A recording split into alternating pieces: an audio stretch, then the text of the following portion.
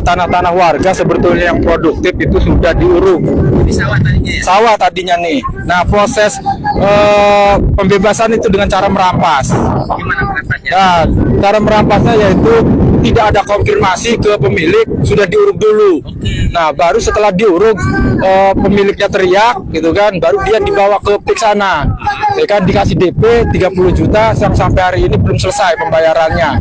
Saya jadi teringat dengan sebuah buku berjudul Indonesia Incorporated. Buku ini ditulis oleh novelis Zainul Ridwan yang menceritakan tentang penguasaan sumber daya alam Indonesia oleh korporasi.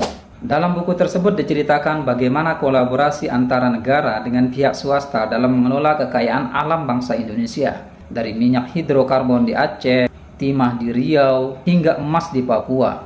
Tapi anehnya, rakyat yang tinggal di daerah tersebut masih hidup di bawah garis kemiskinan. Bahkan tidak sedikit di antara mereka yang kehilangan lahan serta mata pencaharian. Berdasarkan catatan Konsorsium Pembaruan Agraria, sepanjang 2015 sampai 2023, sedikitnya 2.710 konflik agraria terjadi di hampir semua provinsi di Indonesia.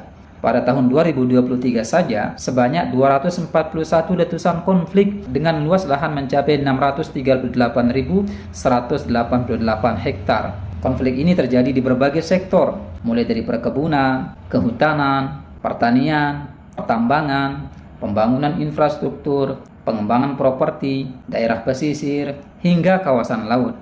Adapun pemangku yang terlibat dalam kasus konflik agraria ini meliputi korporasi sebanyak 36%, pemerintah 29%, dan individu penguasa sebanyak 15%. Data ini menunjukkan adanya peran swasta dan pemerintah sekaligus individu penguasa itu sendiri dalam mematik konflik agraria. Kasus pemagaran laut sepanjang 30,16 km di Tangerang adalah salah satu bukti bagaimana kolaborasi antara pemerintah dan swasta mengambil paksa lahan warga.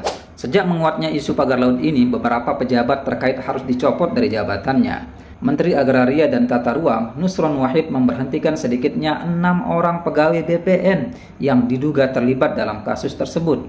2 diantaranya dikenai sanksi berat. Dalam berbagai kasus konflik lahan, masyarakat kecil selalu menjadi korban. Di samping mereka kehilangan lahan, mereka juga harus kehilangan mata pencaharian. Lalu, mau sampai kapan semua ini dibiarkan?